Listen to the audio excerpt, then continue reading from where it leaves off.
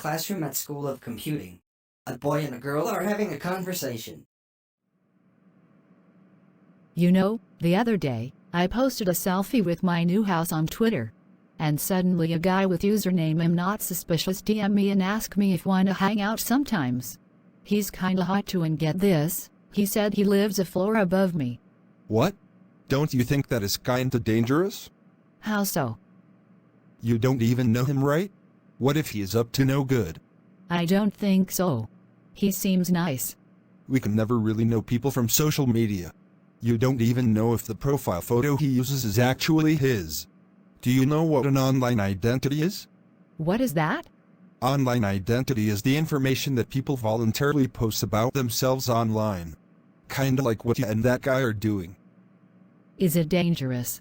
Yes, it can be, as archiving and search features of the web make it available indefinitely to people in the internet. I see. Thanks.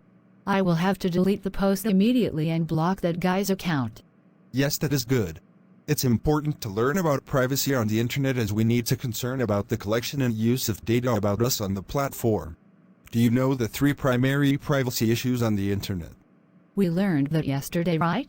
Accuracy, property, and access. Yes, that is true. Do you know that large organizations compile information about us daily? What, really? How much of our information are collected? 90% of the data collected has been collected over the last 2 years. Data collectors include government agencies, telephone companies, credit card companies, and many more.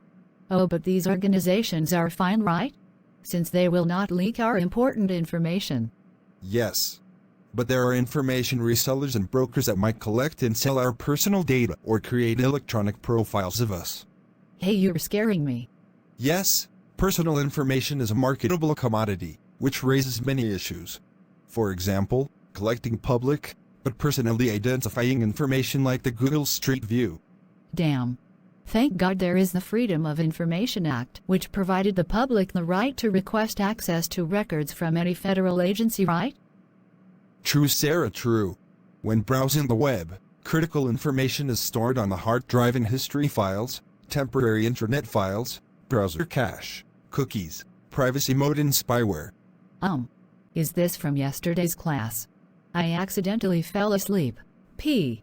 Yes, we learned this yesterday. Looks like you got some studying to do. Oh, please help me. Ugh, fine. I'll explain about the history files and temporary internet files first then. Yay, thank you, Dave. It's Walter. Whatever. So history files and temporary internet files both stores browsing information, but history files will include locations or addresses of sites you have recently visited. Temporary internet files will store saved files from visited websites. You understand? Yes, please let me take some notes. Sure. Now about cookies. Cookies are... Wait, what? Cookies? I love it. No, it's not the cookies you're thinking about. Cookies on the internet are small data files that are deposited on your hard disk from websites you have visited. Oh, how silly me. How many flavors of cookies are there? There are 2 actually. Wait, they actually exist. I was joking. Yes. There are first-party cookies that are generated only by websites you are visiting, and third-party cookies that are generated by an advertising company that is affiliated with the website. Oh, I see. That is funny. Lol, I know, right? Hey? How about that one other thing you mentioned, spyware? Oh, that. Spyware are a wide range of programs that are designed to secretly record and report internet activities. That sounds kinda scary. Is there any software that can protect us from spyware? There is actually. You can install an anti-spyware programs that will detect and remove privacy threats. I see. That is a relieved. I have a question. If we use privacy mode like incognito on Google Chrome, will it record my browsing activity too? No, it won't. Browsing in privacy mode will ensure your browsing activity is not recorded on your hard drive. Oh, I understand now. Oh, looks like the teacher is here. Thank you for the explanation, Dave. It's Walter. You're welcome.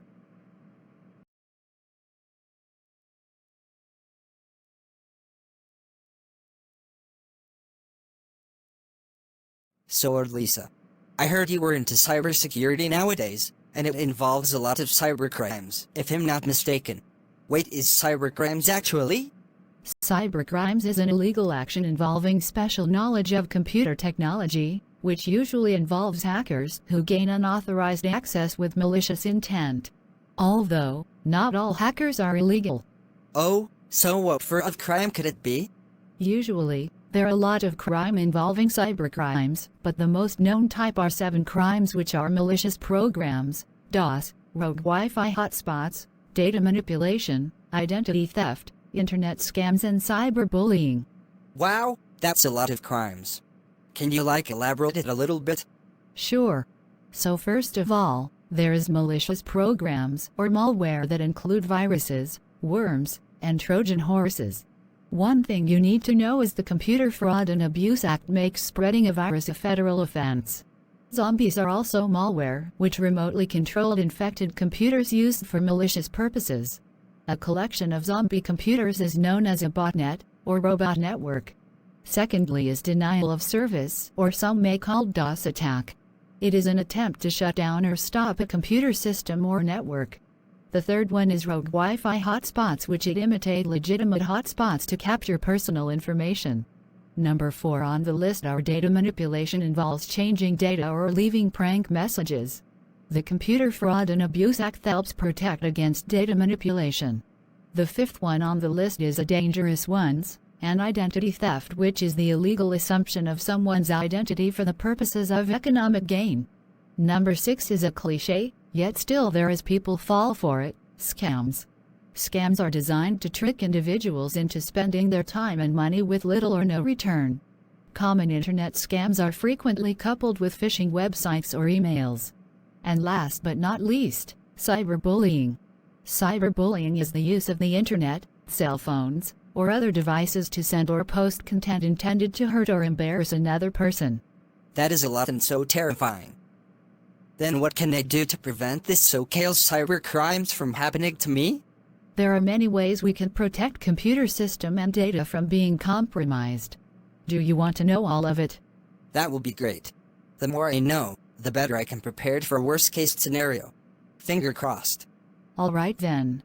So basically, you can start with restricting your access through biometric scanning devices. Use passwords such as secret words or phrases, because dictionary attacks use thousands of words to attempt to gain access. Also, use security suites, firewalls, and password managers help with security tasks. Next, you can also encrypt your information so that only those with encrypt key can access it. Actually, even we have used the encryption method in our daily life. For instance, the is HTTPS, which are Hypertext Transfer Protocol Secure, and VPN, which are Virtual Private Network. Also, there is a wireless network encryption called WPA2 if you want to use for home wireless network. Other than that, you should be anticipating disasters involves physical security, data security, and disaster recovery plans. And lastly, the moment we're waiting for is preventing data loss, involves protecting data by screening job applicants, guarding passwords, and auditing and backing up data. That's all, I guess, if you really want to prepare for the incoming cybercrimes. Ouch, that's a lot of stuff to do. That makes me afraid more to use technologies. I guess I better go set up my computer security then. Thank you so much for the wonderful information. See you later. My pleasure. Yeah, sure, meet up later. Hey Paul. How are you? Hey Victoria. I'm fine. Long time no see you. Oh, I was away for a few days joining a conference. Oh, I see. What conference did you went to? And where was it held? I went to a computing conference which I learned about ethics in computing. It was at Port Dixon. I had so much fun and learned new knowledge. Wow, that sounds so interesting. Do you mind to share some of the things you learned there? Sure. Let me sit with you. As someone working in the computer science department, do you know what computer ethics are? I'm not quite sure. Computer ethics are guidelines for the morally acceptable use of computers in our society. We are all entitled to ethical treatment. This includes the right to keep personal information, such as credit ratings and medical histories, from getting into unauthorized hands when using the internet. Wow, that is so cool. There are two big topics under computer ethics: copyright and digital rights management, and plagiarism. Copyright is a legal concept that gives content creators the right to control use and distribution of their work, am I right? Yes, Paul. Very smart. Materials that can be copyrighted include paintings, books, music, films, and even video games. Wow! It seems like having a copyright for our work is very important. Yes, it is. Have you ever heard of software piracy? No, but I have not. What is that? Software piracy is the unauthorized copying and distribution of software. The software industry loses over $60 billion annually to software piracy. There are two Copyright Acts regarding to these issues.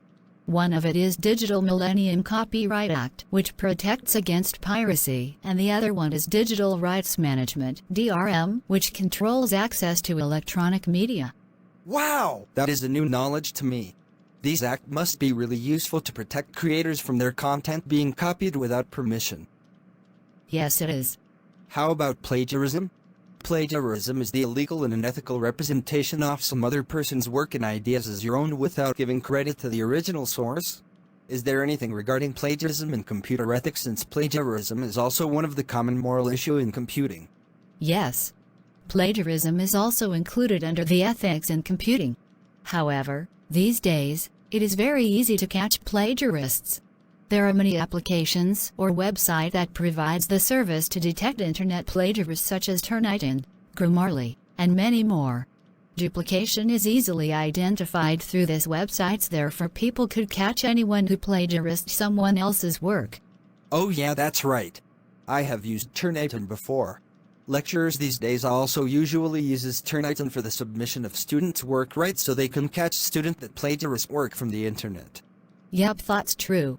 If I am not mistaken, the person who are responsible for maintaining the security of a company's network, systems, and data is IT security analysts, right? Yup, you are correct. Mike is in that department, right? Yeah, he is. That is how I know some of these things. Ah, I see. That is very good. You have quite wide range of knowledge. All right then, I think I have to go back to my room. Thank you for listening to me. You are most welcome. Thank you too for the new knowledge you taught me. Have a nice day, Victoria. I will talk to you again soon. All right, sure. Bye-bye, Paul.